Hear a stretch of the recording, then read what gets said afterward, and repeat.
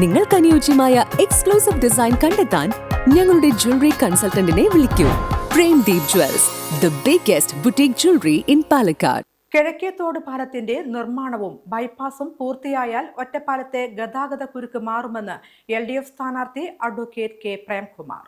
കിഴക്കേത്തോട് പാലത്തിന്റെ നിർമ്മാണവും ബൈപ്പാസും പൂർത്തിയായാൽ ഒറ്റപ്പാലത്തെ ഗതാഗത കുരുക്ക് മാറുമെന്ന് LDF സ്ഥാനാർത്ഥി കെ പ്രേംകുമാർ.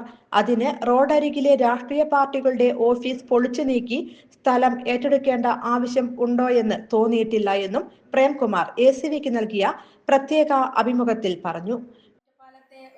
കൺജസ്റ്റഡ് ആയിട്ടുള്ള ഒരു സംവിധാനം മാറും എന്നുള്ള തോന്നലുണ്ടോ? ഈ CPIയുടെ അപ്പുറത്തൊരു CPIയുടെ ഓഫീസ് നിൽക്കുന്നു, ഇപ്പുറത്തൊരു കോൺഗ്രസിന്റെ ഓഫീസ് നിൽക്കുന്നു.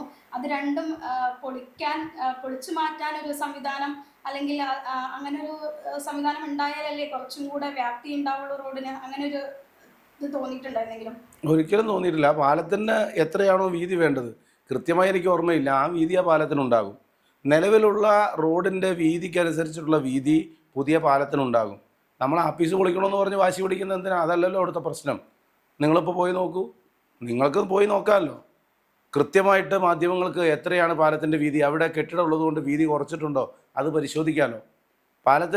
പാലം കൊണ്ട് മാത്രം പ്രശ്നമാവുന്നല്ല. പാലം കൊണ്ട് മാത്രം ഗതാഗത കുരുക്ക് അവസാനിക്കില്ല എന്നും അതിന് ബൈപ്പാസ് തന്നെ വരണമെന്നും അത് കൊണ്ടുവരിക തന്നെ ചെയ്യുമെന്നും പ്രേംകുമാർ പറഞ്ഞു. പാലം കൊണ്ട് മാത്രം ഗതാഗത കുരുക്കുണ്ടാകുന്ന സ്ഥിതിയുണ്ട്. പാലം കൊണ്ട് മാത്രം ഗതാഗത കുരുക്ക് അവസാനിക്കില്ല, അതിന് ബൈപ്പാസ് കൂടി വേണം. അതും കൊണ്ടുവരും, അത് യാഥാർത്ഥ്യവും. പാലവും യാഥാർത്ഥ്യവും. ഒരു പ്രശ്നം ഒരളവോളം ഈസ്റ്റ് ഒറ്റപ്പാലം പാലം വന്നാൽ, പാലം വീതി കൂടിയ പാലം വന്നാൽ അത് പരിഹരിക്കുകയും ചെയ്യും.